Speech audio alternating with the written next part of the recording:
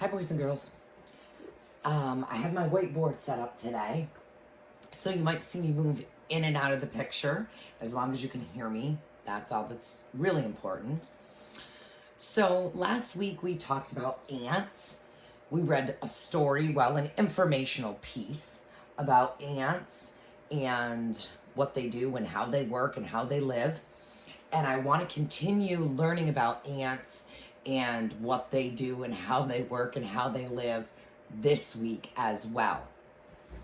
So I know one of the questions that I asked boys and girls was, what kind of writing, or what was the author's purpose here? And if you said to inform the reader, you were absolutely correct. This is an informational piece of writing. In this case, it informed us about ants. How do I know that? Well, I know that the author gave me facts about ants. And I wrote 2 of those facts up here on my whiteboard. So just as an example of a way that you can say, yes, this piece of writing is informational, and I know this because, and here's some examples. So the author talked about carpenter ants. And the author said that the carpenter ants build nests in the wood of houses. The author also talked about army ants, and they hunt for food together. So these are just 2 examples of facts that the author gave us about ants and different species of ants. The author went on to talk about other species of ants too, such as leafcutter ants and things like that. So I know this is an informational piece of writing based on this information. So that being said, I want to reread ants to you so that we can work with this story some more this week. So, Masters of the Earth is the first section that I want to read to you. And you can see that each section, the author has a subtitle for each section. Ants have been digging through dirt for more than 100 million years. Their destiny stretches from the time of dinosaurs to today. They are one of the world's most important insects. They plow more soil than beetles.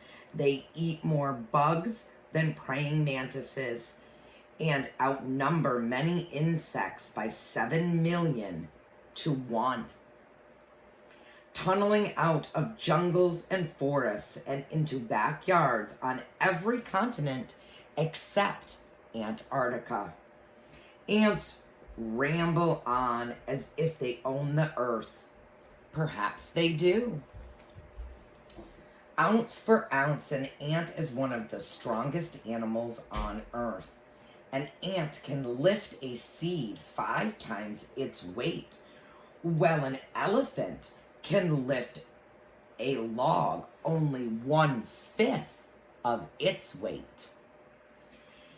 Each year, the world's ants dig up more than 16 billion tons of dirt, enough to fill 3 billion dump trucks. Ants are frequently compared with people because they live in social communities and work together to solve problems. And I want to just show you the picture that the author put there. The ants versus the people. So the ants are sort of building their anthill, and there's a picture of people building their home. So that's the author's comparing ants to people here. Inside an ant hill. Most ants build their homes underground. Ants dig by scooping dirt with their mandibles or jaws. As they chew the dirt, it mixes with their saliva to form little bricks. Then they pack the little bricks together to reinforce the tunnels. Finally, the ants carry the excess dirt outside with their mandibles or jaws, and it gradually forms an anthill. Beneath the anthill lies the ant nest. Small nests have only one chamber, just inches below the surface, while large nests may have thousands of chambers and maybe as deep as 20 feet. All nests provide shelter from the weather and a safe environment for the queen ant to lay eggs. An anthill absorbs the sun's rays and transfers the heat down into the nest. An anthill can be 10 degrees warmer than the surrounding area. Ants often nest beneath a rock or log, which protects the nest and traps moisture in the dirt. Ants require moisture so that their bodies do not dry out. Ants dig their nests deep enough to reach damp dirt. As air dries out the nest, they dig new tunnels into the damp dirt. This is sort of a drawing of what an anthill might look like on the inside with those different sections there. So I'll read to you about the different sections. As ants bring up dirt, they recycle nutrients that help plants grow. In the daytime, workers move eggs into the upper chambers, which are heated by the sun, and they call that the dry nursery. The floor of the ant chamber slants down so water can drain off. The roof is curved to trap heat. They have a food storage section. They have where the queen lays her eggs. And then they have the night nursery, where they move the eggs down at night. At night, workers shift eggs to lower chambers because the earth that stored the sun's heat during the day slowly releases the heat at night. A life of work. There's that subtitle I was talking about. Ants begin their working lives by cleaning themselves. In a couple of days, they start sharing food and licking each other. These food exchanges bond the colony together. There is no boss ant, but active ants usually begin doing chores, and other ants join in. Younger ants work in the nest, tending to the queen ant, feeding larvae and digging tunnels. After a couple of months, the ants leave the nest in search for food. There is no retirement. Worn out or battle-scarred ants work until they die. So they have a queen tender, which is a young ant that helps the queen deliver her eggs by grabbing the eggs with their jaws. And they have a nurse ant that licks the larvae so they do not dry out and feeds them as they grow. So those are two different jobs that ants have. There's a queen tender and there's a nurse. Let's learn about some more ant jobs. There's ants called foragers. The oldest ants search for food. Most foragers search within 50 feet of the nest. But if food is scarce, they may travel thousands of feet. There's a guard ant. When ants first leave the nest, they stand near the entrance, blocking strange ants from entering. Tunnel digger. As the population grows, ants dig more tunnels for the increased traffic and new chambers to store the eggs and larvae. Digging holes can be hard work. To remove a pile of dirt 6 inches high, 6 inches wide, and 6 inches long requires 500,000 loads of dirt. That's a lot. It's a lot of dirt. So there was some other jobs that ants do. Grassroot highways. Some ants connect their anthills to food sources by a system of ant trails. Unlike secret trails, which are invisible, these trails can be easily seen. Construction crews remove grass and twigs to form paths 2 to 6 inches wide that may stretch over 600 feet. When food is plentiful, 1,000 ants per foot crowd the trail. Established ant colonies may travel over the same grassroots highways for many years. Harvest ants construct their trails to wildflowers where they collect seeds. Surrounding their anthills, discarded seeds sprout into new plants. So harvest ants collect seeds. In the forest, wood ants connect their anthills together by ant trails. Large wood ant colonies transport thousands of caterpillars and insects a day over these trails. So those are the kind of ants you'll find in the forest. Some ant trails are so well preserved that larger animals such as deer and even people may use them as footpaths. Army ants form living bridges to cross streams by linking themselves together. Many kinds of ants dig tunnels under streams and other obstacles. Leafcutter ants can dig tunnels 500 feet long, which may bypass several streams. Harlow Sharpley, an astronomer whose hobby was ants, tested their speed. He discovered they run faster on hot days. A dangerous world. So we're going to talk about some of the ants' predators now. When you are only a 1/4 inch tall, the world can be a dangerous place. Every time an ant leaves home, there is a risk that she will not return. Horned lizards lap up ants as they exit the nest. Woodpeckers pick them off as they climb trees, and ant lions ambush them in sand pits. Sometimes ants are not safe even in their own homes.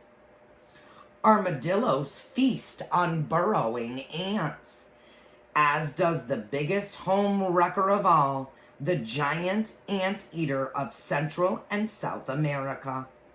7 feet long and weighing as much as 70 pounds, a giant anteater can tear open an ant nest in minutes and devour 20,000 ants in one meal.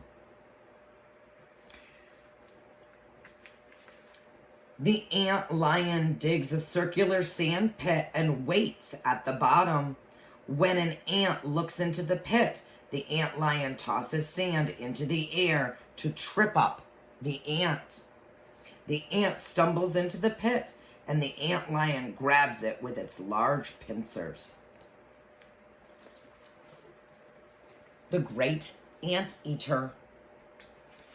The giant anteater is a slow, nearsighted, toothless animal that has escaped extinction for one reason only: It specializes in eating ants and termites. It has thick bristles of hair to protect the body from insect stings. Its stomach walls absorb ant stings and have special muscles that crush ants so they can be digested. A 3-foot long tail with 15-inch hairs sweeps up escaping ants. 4-inch claws can dig through hard dirt or tree trunks. The long snout dives deep into the ant's nest. Anteaters use their strong sense of smell to locate ants. The mouth opens only a 1/4 inch, but about the width of a pencil. The worm-like tongue stretches 19 inches beyond the mouth. The tongue is coated with gluey saliva, which causes ants to stick to it. There's a picture of the anteater. Right there. How ants recycle leaves. Leafcutter ants harvest leaves and take them to the nest. In the process, they thin jungle overgrowth and return mulch from the crushed leaves to the soil. Using their mandibles like a saw, a foraging leaf cutter cuts part of the leaf from the tree. Marching home in long columns, thousands of foragers carry leaves over their heads. Below ground, millions of ants work like a factory processing the leaves. Workers chop the leaves. Smaller ants smash the leaf bits into damp paste. When the leaf paste can no longer grow fungus, it is pushed into a damp chamber. As it decomposes, nutrients are released into the soil, which helps plants grow.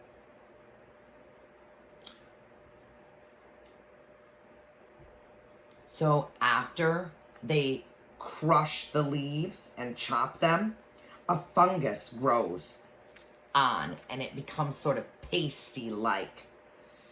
And then the ants eat that fungusy paste as food.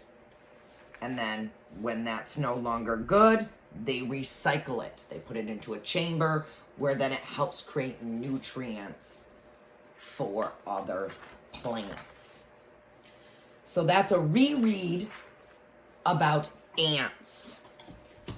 So why did we reread? What are we going to do? Well, now that we have reread ants, I want you to think about what the author said at the beginning of the story about how ants and humans are alike. And I want you to create a T-chart. You can do it on a piece of paper, just like I did here. And I did an example here. Let me see if I can move my camera a little closer for you. Okay. Hopefully you can see that. Let me get back in front here. So I did a T-chart for you here. And it says ants and then humans. And I gave you the first example of how ants and humans are alike. I put the ants recycle, just what we read about, the leafcutter ants recycling that paste into nutrients. Well, humans recycle as well. We recycle all kinds of things like plastic and glass. So what I would like you to do now that you've re-listened to the story is I want you to create a T-chart, and you can put recycling as the first one, and then I want you to come up with 3 more of your own. So with mine, we should have a total of 4. And then I want you to take a picture of your T-chart and send me that picture. Okay? One last thing that I want to do is I want to work a little bit with vocabulary. One of our vocabulary words that goes with our ant story is social. And we have heard from the story that ants live in social groups. So I have a little activity for you, a vocabulary activity. And I'll move my camera down here in just a minute, but I want to show you the card as well. So right here on this card is a little table, and I want you to draw a table like this using these same words: chorus, construction crew, baseball team, ant's nest. And then it says what makes it social. So in just one sentence or a few words, tell me why each of these groups is a social group. So that's what it looks like on the card. And let me move my camera down one more time to show you what, hopefully you can see that. That's how I drew that out for you. So you don't have to make it a complete box. You can do just something like this. That way you'll have plenty of room to write in there. You can also go ahead and do this right on a piece of paper and then take a picture of it and send that to me. Okay, boys and girls, I look forward to seeing the pictures of your T-charts and your social vocabulary activity. Bye-bye.